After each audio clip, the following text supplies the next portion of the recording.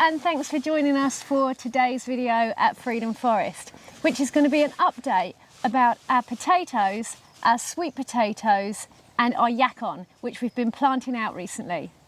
Yeah, every year is a bit different and we've had all sorts of weather conditions and different trials and tribulations with pests and growth rates. So let's go and have a look how things are going. With water cycles being disrupted all around the world, we've noticed drought-like conditions yet again this season so far, with only a couple of bouts of what we couldn't even describe as heavy rain really since spring. And so far the crops are still looking okay. We don't have any way of watering these, so we're hoping that we do have some good rainfall soon. So this first patch of potatoes is a variety called Sapo Mira. And the Sapo range of potatoes have been bred particularly for their resistance to late blight and other viruses. And this is Mira, which is basically the most famous in the range of the Sapo potatoes. And it was developed in 2002. And it's pretty much the potato with the biggest resistance to blight you're going to find.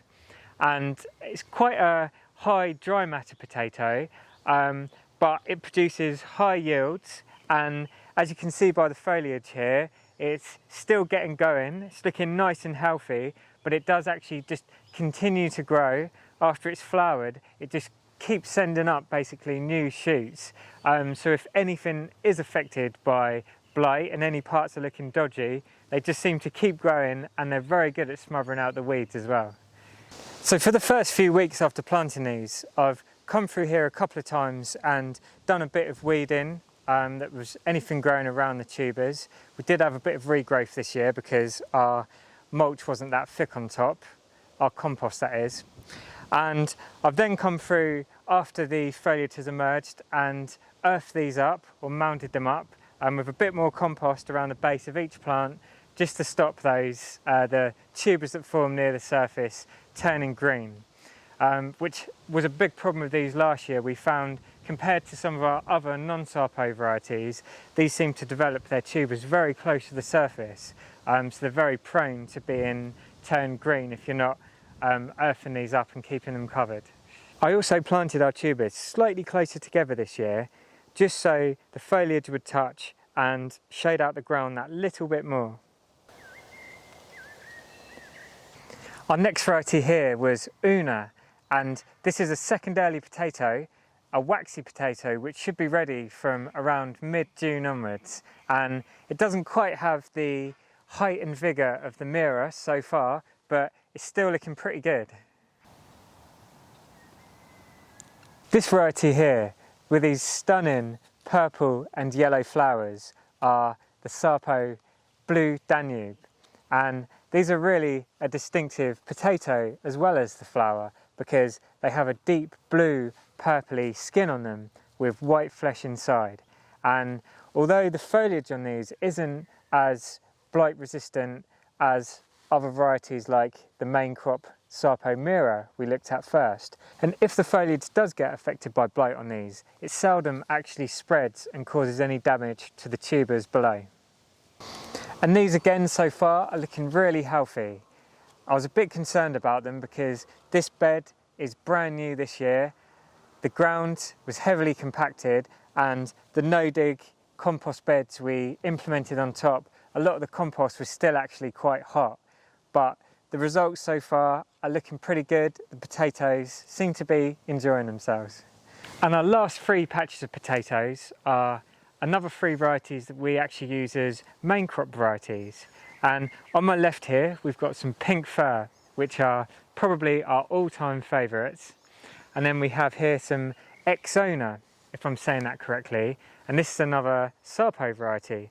In fact, all of these are other than the pink fir.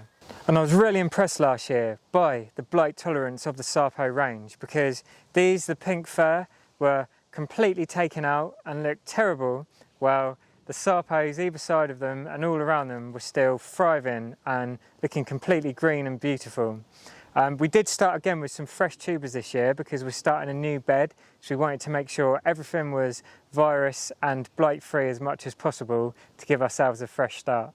And in some of the gaps between the varieties, we've got some red onions, some Swiss chard, which is tasting absolutely beautiful at the moment, and some Yacon, one of our absolute favourite tuber crops. If you've been following us here at Freedom Forest for a while, you might well know that one of our favourite crops is Yacon. And because we love this crop so much and can see a really good value in it, we've actually been trying to extend a lot of our growing areas for Yacon this year. And this all around me here is one of our new Yacon beds. And as you can see, it is sprouting and coming up really beautifully and looking really healthy. So we're hoping to get some really good crops of Yacon out of this bed come the other end of the season. Another area where we started a new Yacon bed though hasn't done so well, and where we had transplanted the rhizomes or growing tips, they've been dug out a lot by rabbits and birds, and so an area bigger than this has got a lot less plants in it. So Yacon is actually a type of perennial daisy which is traditionally grown from the northern to the central Andes. And apparently they actually will grow it around the edge of their main crop fields just to snack on whilst they're out in the fields in the day. And this is something that we actually love to do with Yacon. We literally just harvest it and snack on it as if it was a piece of fruit. If Yacon is new to you and you haven't heard much about it before, we have made quite a lot of other videos on it which you can find on our channel Freedom Forest Life, and we'll also put a link above here now. And now Dan's going to take you over to where we're growing our main crop of sweet potatoes and talk to you all about those. This is our main bed of sweet potatoes. We got planted out last week actually. There's about 120 slips or plants planted out here. Mostly these were all rooted in root trainers before I planted them, and they were propagated from tubers that I stored from last season. And this is the most successful variety that we find that grows for us, a very vigorous variety called T65, which I've now found out is called Tai Nong 65. And I believe Tai Nong is a place in Taiwan or possibly somewhere in southern China. They're grown extensively there, and they're actually the biggest producer in the world of sweet potatoes. And T65 are also particularly high in protein and a compound called trypsin inhibitors, which are basically a chemical within the plant which makes it highly resistant, more so than other varieties, to insect attack.